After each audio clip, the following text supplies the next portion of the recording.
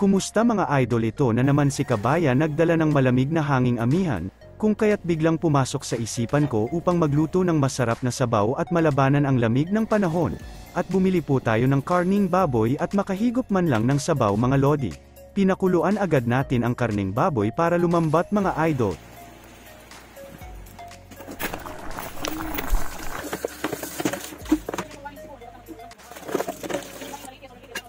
Dali-dali tayong kumuha ng ibang sahog upang mahugasan at hiwain para sumarap ang ating lulutuing sabaw mga idol.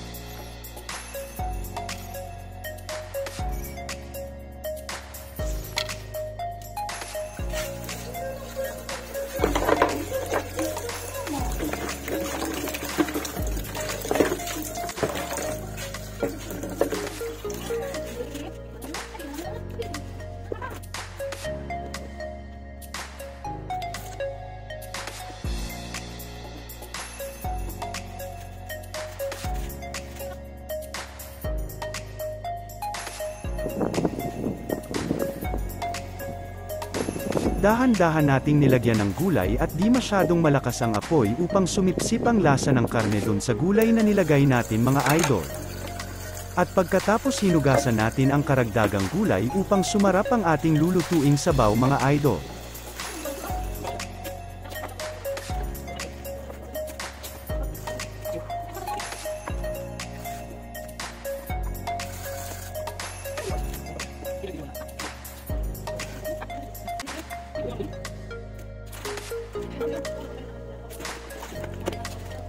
Pagkatapos mahugasan, hiniwan natin ang mga buto ng pitsay at inilagay natin sa kumukulong sabaw para lumambot ito.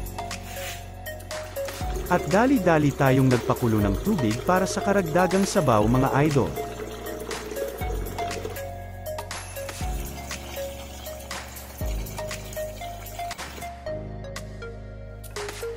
Pagkatapos nating dagdagan ng tubig, inilagay na lang natin ang lahat ng sahog para luminamnam ang sabaw natin mga idol.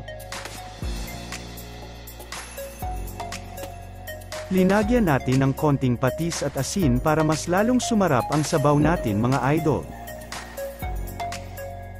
Habang kumukulo, isinabay na rin natin ang dahon ng pitsay mga idol.